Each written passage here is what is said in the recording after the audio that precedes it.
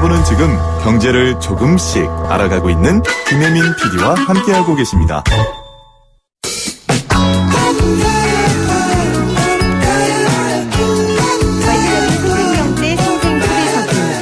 아프리카 돼지열병 국내 발생 이후 2달이 지났습니다. 최근에는 확진 판정 소식들이 들어오지는 않아서 안심하고 있는 상황인데요.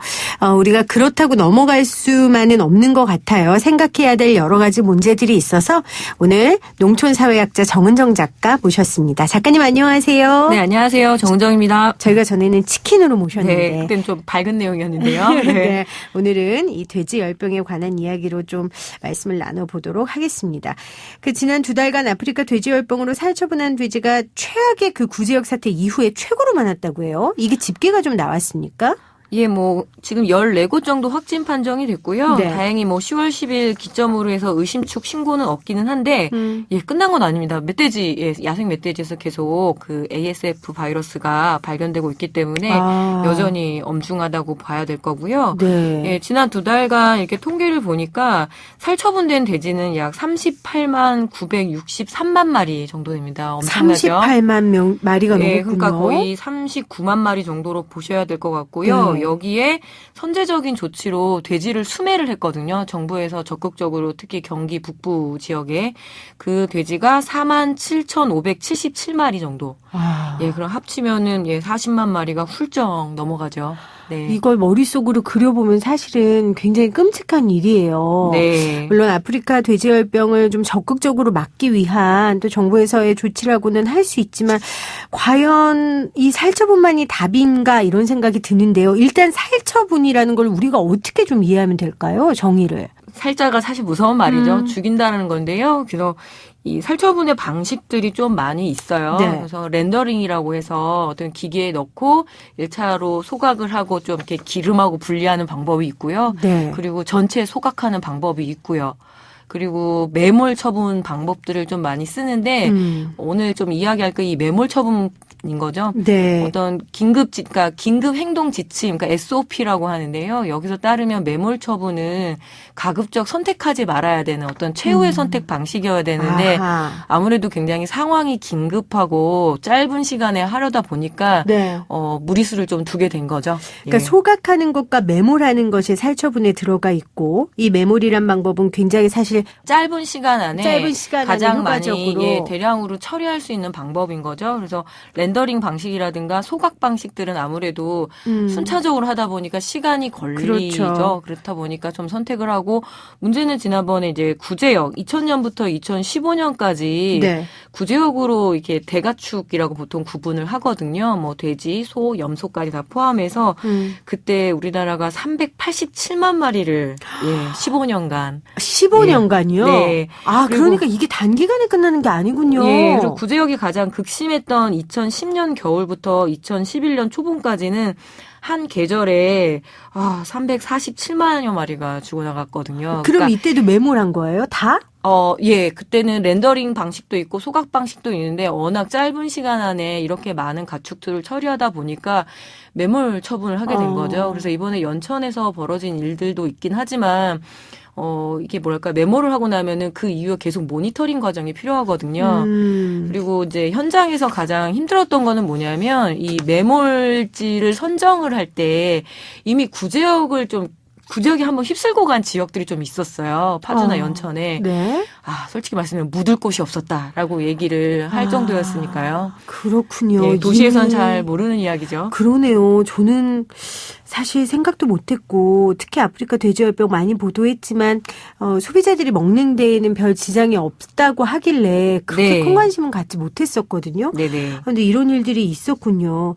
물론 상황이 심각하면 극단적인 대처를 해야 되는 건 맞는 얘기지만 말씀하신 것처럼 모니터링이라든지 뒷받침될 수 있는 것들이 계속돼야 되는 건 맞는 얘기인 것 같아요. 네. 그래서 오늘 이 사례를 좀 작가님하고 얘기하고 싶은데 돼지 핏물이 임진강으로 유출되는 사고가 있었어요. 네, 그래서 빨갛게 물든 하천을 보게 되니까 다들 좀 시각적인 충격이 컸죠. 네. 그러게요. 그러니까 이게 그냥 우리 집 바로 옆이 아니라고 그냥 기사만 읽고 넘어갈 문제는 아니라는 생각이 들었거든요. 이게 왜 이렇게 핏물이 흘러내린 겁니까? 일단 뭐 침출수가 생긴 거고요. 늘 이게 가장 매몰 처분에서 가장 큰 문제가 되는 게 지하수 오염 문제, 그리고 한 5년에서 10년 사이에는 이 사체 자체는 사라지는데 지하수 오염이나 그러니까 침출수 문제는 깔끔하게 해결하기가 어려운 거죠. 그리고 이거는 최소 20년 장기적인 영향을 주기 때문에 네. 그래서 매몰지 선정을 할 때 굉장히 뭐랄까요? 엄밀하게 선정을 해야 되거든요. 네. 그런데 이번에 그런 원칙들이 좀 제대로 지켜졌는지 한 번은 다시 되돌아봐야 되는데 일단은 뭐 이번에 침출수 유출 문제가 있었고 농식품부의 해명을 먼저 들어봐야 될 것 같아요. 그 현 농식품부 장관 김현수 장관은 ASF 중앙사고수습본부장이기도 해요. 그러니까 이 사태를 조망하고 해결해야 되는 가장 윗자리에 있는 사람이기도 한 거죠. 네. 그래서 뒷북 대응했다라는 수많은 언론의 비판과 이야기들에는 그런 적이 없다. 일부 미흡했던 부분은 있었지만 정부와 지자체가 신속히 대응했고 네. 이번에는 사실 그 펌프로 그 핏물을 다 뽑았다고 하거든요. 그래서 일단은 정상적으로 돌아오기는 했습니다. 그럼에도 불구하고 주민들은 계속 불안한 거죠. 그렇죠. 왜냐하면 농촌에서 또 지하수는 상수도 대신에 사용을 하기도 하고요. 아하. 농업 용수로도 써야 되고요. 그러니까 그런 생각들을 좀 해봤으면 좋겠어요. 결국에는 죽이는 것도 농촌이고 그 후과라고 할까요? 뒷감당하는 것도 사실 농촌의 그 지역 주민들의 건강과 지역사회의 문제거든요. 네. 그래서 농촌사회학자로서 우리 정은정 작가께서 이 살처분에 대해서 굉장히 관심을 갖고 연구를 하고 계신데 아까 전에 매몰지 선정하는 데 있어서 굉장히 주의를 기울여야 된다고 하셨어요. 이 조건이 있습니까? 네, 조건이 있습니다. 일단은 보게 되면요, 시장, 군수, 구청장 이런 다 모여가지고 TF팀처럼 꾸려야 되거든요. 아, 그냥 하는 게 아니라. 네, 왜냐하면 부적합한 장소가 선정되면 안 되기 때문에 그래서 후보지가 선정되고 국가동물방역 통화 시스템이라고 있어요. 여기에 등록을 해서 계속 추후에 관리를 해야 됩니다. 그럼 시간이 꽤 걸리는 일인데 네. 굉장히 빨리 이루어진 거잖아요. 네, 그래서 발생 농장, 그러니까 특히 하천 등에 위치할 경우에는 더더욱 또 세심하게 해야 된다라는 매뉴얼은 있는데 현장에 막상 갔을 때 이것들이 지켜졌는지 그거에 대해서는 한번 다시 좀 살펴봐야 될 것 같고요. 네. 먹게 되면 유실이나 어떤 붕괴 등의 위험도 없어야 되고 그리고 도로나 주민들이 어떤 집단적으로 거주하는 곳도 아니어야 되고 네. 그리고 음용 지하수 관정과도 굉장히 떨어져 있어야 된다라고는 하지만 네. 막상 그런 매몰지를 선정을 할 때 쉽지가 않다라는 거고요. 그 장기적으로 뭐 10년, 20년 이렇게 모니터링을 해야 되는데 그런 인력들이 충분히 확보되기가 어렵지 않나. 예, 그래서 이번에 김현수 장관도 인정을 했죠. 사실은 렌더링 공장으로 갔어야 되는데 워낙 상황이 시급하다 보니까 예, 매몰 방식을 선택할 수밖에 없었다. 다시 관리하겠다 이렇게 이야기는 하고 있습니다. 네. 그 구제역 때 워낙 많이 묻어서 네. 묻을 땅이 없을 정도라고 말씀하셨는데 그럼 그 구제역 이후에 계속해서 관리는 지금 모니터링은 하고 있을까요? 그 매몰지 선정을 할 때 원칙이 관정을 봐가지고 계속 모니터링 해야 돼요. 네. 예, 그러니까 뭐랄까 그 파이프를 넣어서 지금 이 안의 상태들을 관찰해야 되고 이거는 국제적인 기준이에요. 그럼 그래서 지금 현재 하고 있겠죠? 네, 하고 있죠. 믿어도 되겠죠? 그러게요. 아니 그렇긴 해야 되겠지만. 네. 왜냐면 말씀하신 것처럼 인력이 워낙 없고 네. 그리고 농촌 문제에 대해서는 우리가 굉장히 등한시하는 게 사실이잖아요. 네. 그러다 보니까 이게 관리가 제대로 되고 있을까라는 걱정이 들면서 이 돼지 핏물을 진짜 사진으로 보니 이걸 계속해서 모니터해야 될 필요성을 너무 느끼겠는 거예요. 그리고 이제 그 구제역 그리고 AI 포함해서 사실은 닭하고 오리는 7천만 마리가 묻혔었거든요. 그래서 지금 한 10년 차 접어들고 있기 때문에 네. 지금의 결과를 통해서 좀 역산을 해볼 필요가 있습니다. 왜냐하면 AI 같은 경우 2003년부터 2017년까지 약 15년 정도 걸쳐서 발생을 했고요. 그러니까 2년 주기로 발생을 했고요.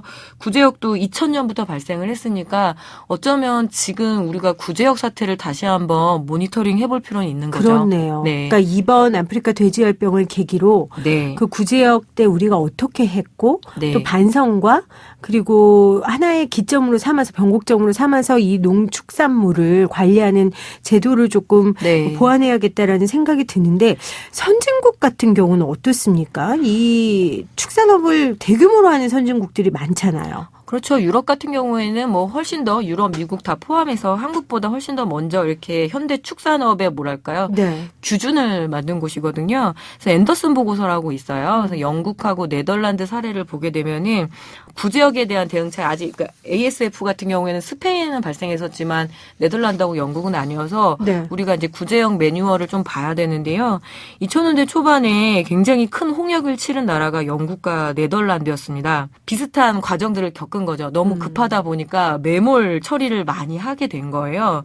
그렇다면 이제 그 보고서의 결과는 뭐냐면 하지만 결국 환경 비용이 더 많이 남는 것이 매몰 처분 방식이다. 오히려. 네, 왜냐하면 지하수 오염의 문제 그리고 해충과 냄새 그래서 지역 주민들의 어떤 고통들이 있거든요. 그래서 매립 방법은 좀 지속적인 모니터링이 필요해서 거기에 또 들어가는 추가 비용부터 해서 우리도 이제 이런 보고서도 봤고요. 그리고 구제역을 경험한 나라이기 때문에 향후에는 혹시라도 또 이런 일이 발생하면 그때는 조금 더 신속하게 대응을 해야 될 거고 한 가지 그래도 제가 대신 좀 해명하고 싶은 거는 많이 발전했거든요. 아, 예전보다는. 그럼요. 그래도 이렇게 무서운 아프리카 돼지열병이 이 정도로 방어를 할 수 있다라는 거는 굉장히 좀 강력하게 했다라는 것 정도는 인정을 해야 되는데 또 이게 막상 또 농촌에 가게 되면 그럼요. 제가 잘 기르던 멀쩡한 돼지까지 살처분 대상이 된 거기 때문에 시각의 차이는 당연히 있을 수밖에 없습니다. 네. 그러니까 돼지열병 걸린 돼지들만 살처분한 게 아니잖아요. 네. 그러니까 그런 것들이 농민들 입장에선 받아들이기 쉽지 않을 것 같고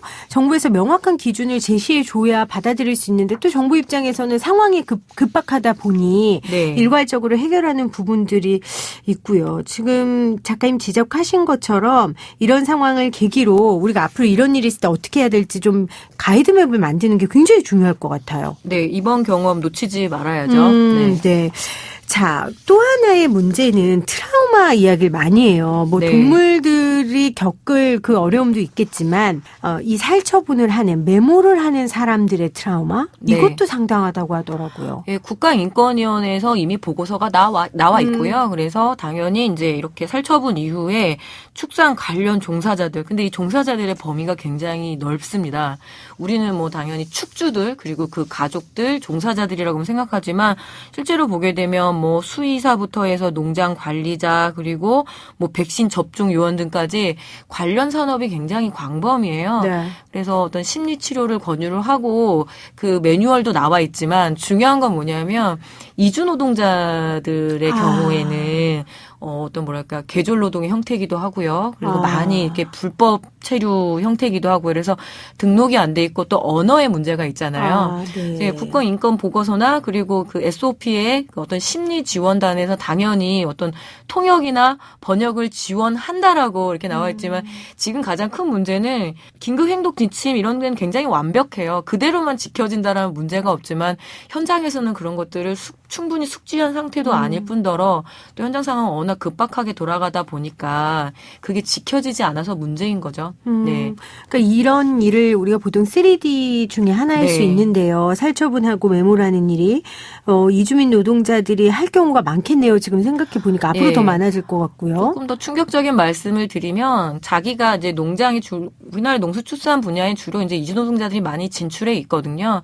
기르던 자가 자기가 일하던 농장의 구제역이라든가 혹은 어떤 이런 ASF라든가 가축 전염병 때문에 농장이 이렇게 잠시 문을 닫게 되잖아요. 그러게 되면 살처분 업체로 다시 가서 일을 하는 경우도 많고요. 예, 그래서 그럼 죽이는 본인이 자는 기르던. 곧 기르는 자이기도 하고요. 예, 그런 부분들을 늘 좀 그렇군요. 염두하셔야 될 것 같아요. 이게 단순한 문제가 아니네요. 아까 우리 작가님 네. 말씀하신 것처럼 정말 여러 분야의 여러 사람들이 함께 얽혀 있는 산업이다 보니까 그리고 어쨌건 생명이 있는 산업이잖아요. 생명의 산업이기도 하고 이제 축주라고 하는데요. 농장주의 경우에는 직업이잖아요. 그래서 가족의 생계가 달려있는 거고 그리고 평생 가장 잘할 수 있는 직업인데 갑자기 이렇게 살처분되고 그리고 재입식이라고 해서 다시 돼지를 기르려면 1년이 될지 2년이 될지 모르니까 2년 정도의 어떤 한 50대, 40대의 가장이 실업 상태라고 한다라면 그 가족들의 문제까지 사실은 단순한 문제가 아니죠. 뭐 소비자들이야 먹을까 말까 이 정도의 고민이지만 실제는 누군가는 생계를 걸고 있고 잘 아시다시피 또 돼지에 매달린 벌어지는 그 외식업들은 어떻게 하면 좋을까요? 그럼요. 네, 식품산업부터 해서. 지금 그 생계로 이 일을 하고 있는 분들에 대한 얘기했는데 정부에서 그래도 일정 금액을 보상을 해주죠. 네, 지금 ASF 생계 안정비용 지급 기준이 나왔는데요. 네. 지금 최근에 이게 굉장히 문제가 됐습니다. 보상 체계가 너무 복잡해서 예, 그러니까 그러니까 상한액은, 그러니까 최대, 그러니까 801마리에서 1200마리까지 이렇게 살처분을 하게 되면 상한액이 월 337만 5천 원 정도가 지급될 거다 하니까 아무래도 이제 시민들이나 이제 소비자들, 그렇게 되면 좀 생계가 가능하시겠네 하는데 이 등급, 그러니까 구간별로 계산을 해보니까 실제 수령액이 67만 원이 돼버린 거예요. 돼지를 다 설처분했는데. 네, 그래서 지금 연천이나 이런 쪽에서 살처분을 많이 하시고 그리고 이제 강제 수매라고 하죠. 이렇게 된 농장주들이 수령을 최근에 거부했습니다. 이렇게는 안 된다고. 네네. 네. 저 생생경제에서도 그분을 이야기를 좀 들어봐야겠네요. 네. 사실은 돼지열병 한참 있을 때 저희가 연락을 몇 번 드렸는데 네. 그때 얼마나 바쁘셨겠어요. 예. 그래서 연결이 잘 안 됐는데 저희가 좀 관심 갖고 살펴보도록 하겠습니다. 저도 67만 원 얘기에 깜짝 놀랐는데 왜 이런 얘기를 하냐면 어떤 사람들은 이게 그래서 도덕적 해이가 있는 경우도 있다. 예, 이렇게 그렇게 지적하는 분들도 있거든요. 늘 농업 분야에서는 좀 냉혹한 시선인 것 같아요. 나의 세금을 갖다 줘야 되는 사람들이라고 생각하는데 그러면 역으로 얘기하면 농촌과 농업이 지켜지기 때문에 우리가 먹고 사는 것도 있고요. 그리고 그 논과 밭 그리고 산과 강이 지켜지잖아요. 그래서 이거를 보통 외부불 경제라고 하는데 그러니까 화폐로 환산되지 않은 굉장히 선한 가치들이 있거든요. 이거는 그냥 우리가 누리고 사는 거잖아요. 예를 들어서 과수원의 꽃이라든가 그리고 황금 들판 이런 거는 그냥 도시민들도 보면 행복한 거고 그래서 그걸 이제 농업의 다원적 기능이라고도 얘기를 하는데요. 그런 부분에 대한 뭐랄까요? 적절 혹은 이제 정당한 지불이라고 생각을 해야 되는데 오로지 최후의 그 농산물 가격으로만 그리고 왜 우리가 맨날 우리 세금을 쓰지? 이렇게 생각하는 것들이 보통의 지금 농촌을 보는 좀 차가운 시선들이죠. 네. 작가님 그 말을 들으니까 농촌사회학자가 무슨 일을 하는 사람인지 알겠어요. 네.